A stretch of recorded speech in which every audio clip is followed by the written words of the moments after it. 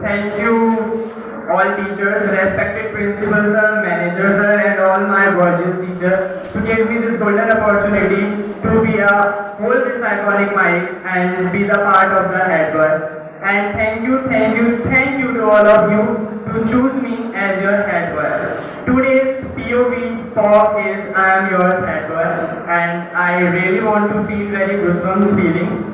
And thank you so much to all of you. So without the wasting of time, I am giving my speech very naturally, very calmly, and I am not a well prepared. It means that I am not a writing something from Google, etc. I am just show my real side. So let's get started. तो firstly सारे teachers ने मेरे को बहुत अच्छे से support किया इस जर्नी में. थोड़ी सी डिफिकल्ट थी ये जर्नी मेरे लिए क्योंकि एक पुनीत उपाध्याय जो क्लास थर्ड में who is not able to speak a single word of English and this Puneet Upadhyay is standing in front of your eyes and giving the wonderful speech. I think ये transaction यहाँ से यहाँ तक बहुत ज़्यादा वंडरफुल रहा है मेरे लिए and this journey gave me the full vibes of encouraging. So सारे टीचर्स ने मेरे को सपोर्ट किया है जस्ट लाइक अ फादर. और फादर की रियल डेफिनेशन होती है he loves you, he cares you, but he is not try to pretend, he is not try to show off. क्योंकि पापा के मतलब जो उनकी रेस्पेक्ट होती है, उनका प्यार होता है, वो कभी दिखता नहीं है. हम लोग मदर के बारे में लिख देते हैं बहुत सारे पोइम्स में, बहुत सारे लिखावट में लिख देते हैं कि बट फादर्स के बारे में कोई नहीं लिखता. और पापा एक ऐसी चीज़ है जिनकी पूरी छत्र छाया का पूरा घर चलता है, राइट. तो जो मैंने अपना पोस्टर बनवाया था हेडवेयर का, उस पर एक लाइन लिखी थी माई स्पार्कल्स शाइन योर आईज. तो मैनी ऑफ द टीचर्स ने मुझसे पूछा कि इसका मतलब क्या है. स्टूडेंट ने मेरे को भी जज किया, अच्छे से बोला कि इसका मतलब क्या है, इसका डीप मीनिंग क्या है. तो एक्चुअली जब मैंने अपने पापा को बोला कि मैं ऐसे ऐसे हेड बॉय के लिए खड़ा हुआ अपने स्कूल में, तो he was literally over the moon and he was very happy. But he is not try to show his emotions क्योंकि नहीं करते, फादर्स होते हैं ऐसे नहीं करते, बट वो इनिशियली काफ़ी केयर करते हैं आप सभी की. और ऐसे ही मेरे सामने ये सारे टीचर्स हैं. everyone teacher, every single teacher support me a lot. I am a very thankful to this. And वो सपोर्ट किया तो जो उनके आईज के स्पार्कल्स थे वो मेरी आंखों में शाइन हो गए. तो मैंने वहीं से वो थॉट अपने पोस्टर पे पेस्ट करवा दिया. If my father sparkle shine my eyes, तो why not my sparkle shine your eyes. Absolutely. और डिसिप्लिन एंड पेशेंस बहुत ज़्यादा इम्पोर्टेंट होता है लाइफ में. I face the both things in my life, discipline and patience. और यही discipline और पेशेंस मेरे को काफ़ी अचीवमेंट पर लेकर गया है. काफ़ी ऊंची जर्नी इसने कवर की है. Just because of achievement, not only achievement, बहुत सारी चीज़ें, छोटी छोटी चीज़ें अचीव करके बहुत कुछ सीखा है just because of discipline and patience. तो इसकी छोटी सी स्टोरी आपके साथ शेयर करना चाहूँगा, प्लीज सभी देखिएगा.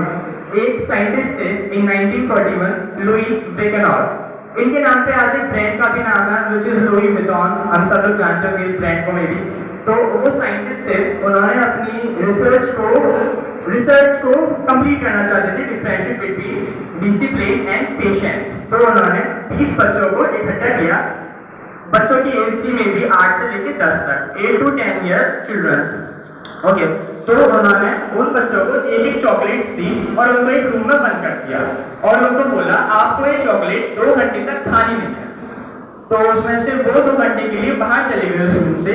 फिर 2 घंटे बाद जैसे ही वो उस रूम में एंटर करते हैं, उन्होंने देखा उसमें से कुछ बच्चे थे जिन्होंने चॉकलेट खा ली है और कुछ बच्चे थे जिन्होंने चॉकलेट नहीं खाई है, जिन्होंने डिसिप्लिन रखा, पेशेंस रखा और वो चॉकलेट नहीं खाई.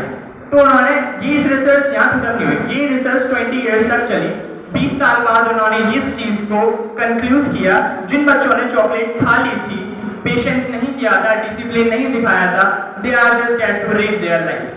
वो अभी भी अपनी लाइफ में स्ट्रगल कर रहे हैं, अपनी अच्छी सी जॉब फाइंड करने की कोशिश कर रहे हैं, बिजनेस फाइंड करने की कोशिश कर रहे हैं. But on the other hand जिन बच्चों ने चॉकलेट नहीं खाई थी, थोड़ा पेशेंस दिखाया था, वो अपनी लाइफ में सेल्फ मेड बिलियनियर है, सेल्फ मेड मिलियनियर्स हैं और अपनी लाइफ को अच्छे से प्रोवोक कर रहे हैं. तो यहाँ से एक चीज़ पता चलती है, we should have to face the discipline and patience in our life.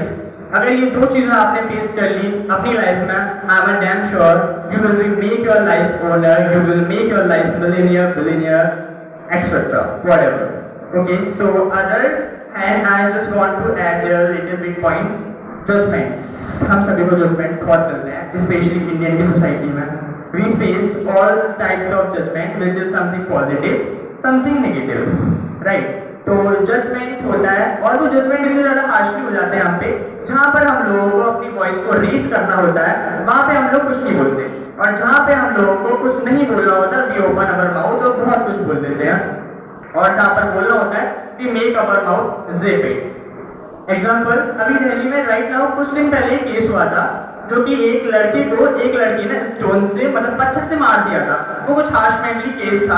हमने सबने वीडियोस देखी होंगी उसकी सोशल मीडिया वगैरह पे, न्यूज पे.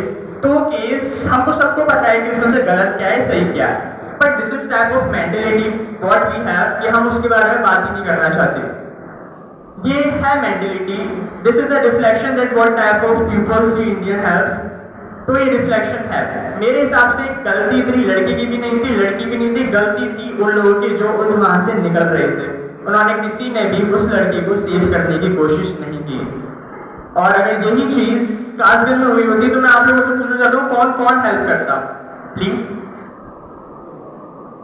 या ये चीज चाहिए अपनी इंडिया में. ऐसे लोग आज के यूथ को ग्रो करेंगे. और ऑन द अदर हैंड वही लोग, अगर वही लड़की wearing something traditional race, something other type of dresses and walking on the street, वही 10 लोग जज करने आ जाएंगे आपको. Oh my God, what is she wearing? Look at her. This is a really disturbing thing. Really disturbing. This is make me very, bad type of hurt touch.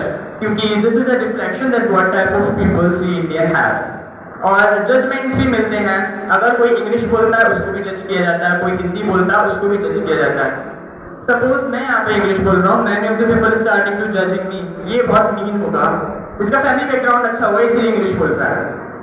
I achieve it, I achieve this skill. आप लोग भी achieve कर सकते हैं. और वही चीज अगर कोई गलती भी करे ना इंग्लिश बोलने में तो लोग बोलते हैं कि जब बोलनी नहीं आती तो बोलते क्यों.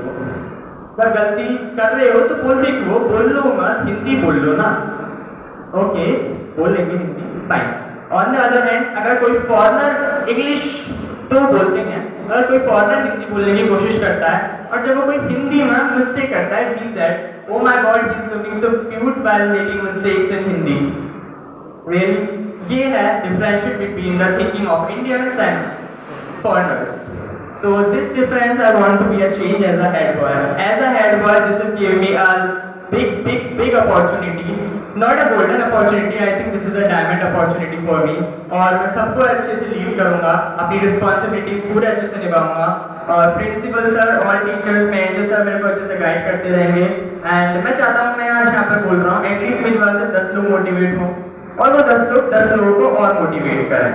And thank you so much to choose me as your head boy. Thank you.